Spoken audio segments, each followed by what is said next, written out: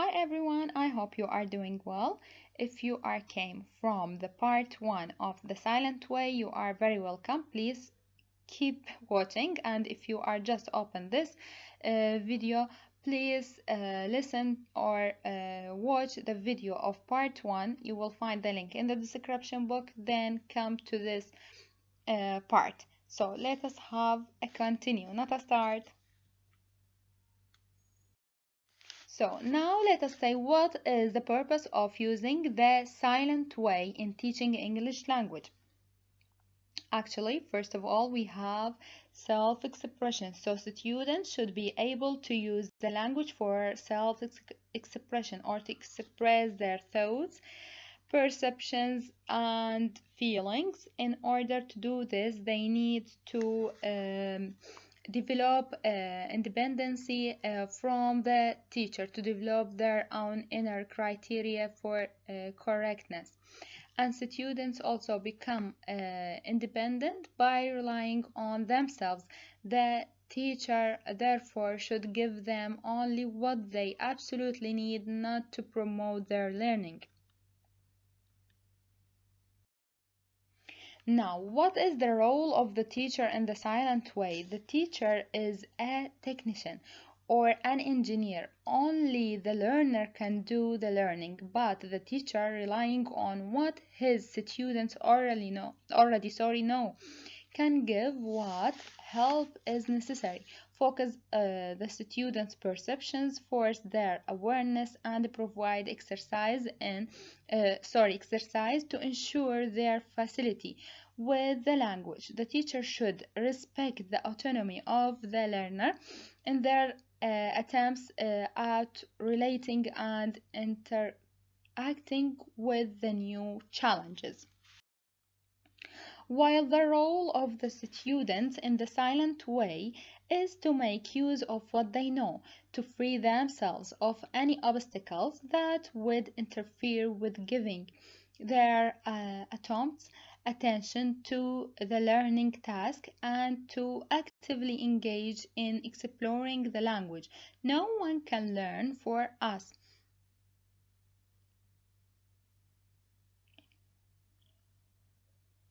The teacher works with the student works on the language. Now let us see what are the characteristics of teaching and learning process in the silent way. Actually, it's all about building block sounds. The sounds here is very important, so the teacher have to write them on charts and make them as blocks and so on. So building block sounds.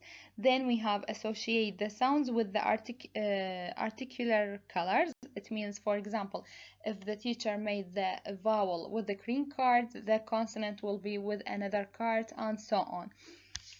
Also, we have no repetition in this way, and we have making choice. The student have a choice to express themselves and thoughts and so on. Also, we have the responsibility. The students here take the responsibility for their own learning and progression.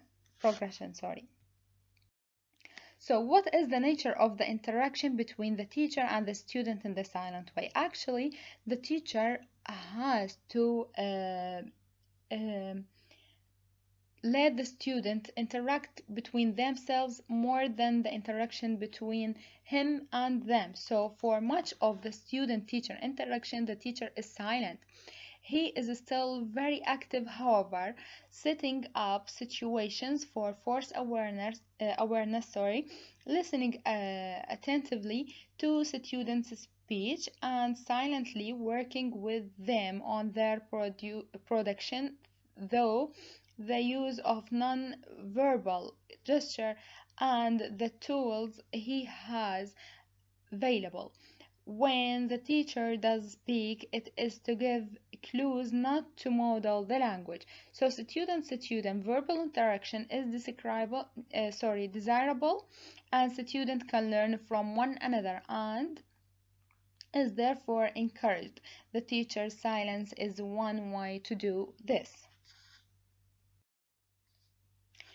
So how are the feelings of the student dealt with in this way, actually, the students here uh, are encouraged throughout each lesson to cooperate with one another.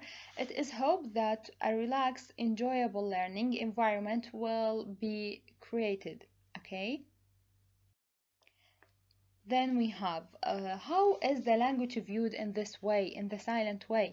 The language of the word share a number of features. However, each language also has its own unique reality or separate, since it is the expression of a particular group of people.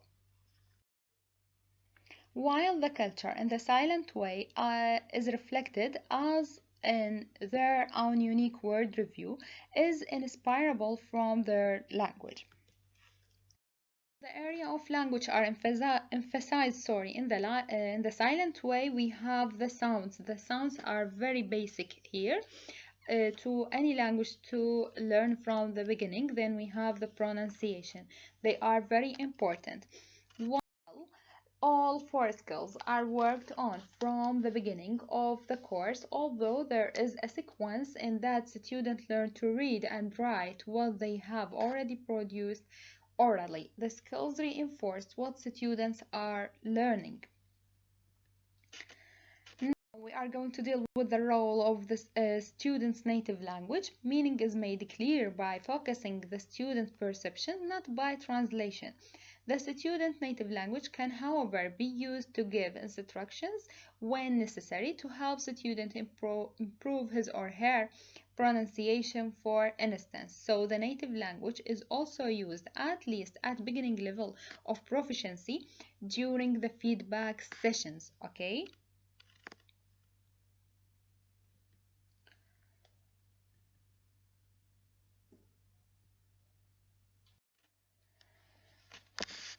Now, about the evaluation accomplished in this way or in the silent way, the teacher assesses students' learning all the time. Since teaching is subordinated to learning, the teacher must be responsive to immediate learning needs. The teacher's silence frees him to attend to his students and to be aware of these needs.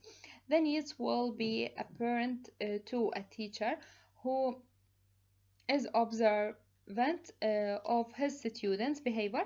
One criterion of whether or not students have learned is their ability to transfer what they have been studying to a new context. So the teacher does not praise or criticize students' behavior, since this would interfere with students developing their own inner criteria. He expects students to learn at different rates. The teacher looks for steady progress, not perfection.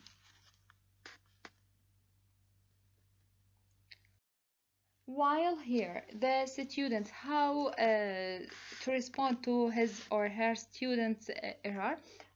Actually, here the teacher.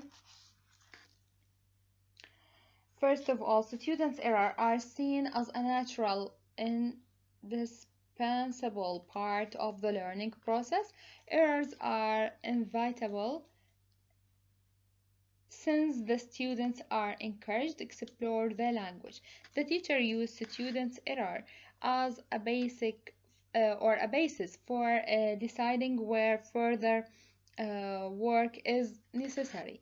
Also, we have the teacher works with the students in getting them to self-correct, so the student needs to learn how to listen to themselves. And if the students are unable to self-correct and peers cannot help, then the teacher would supply the correct language, but only at last resort.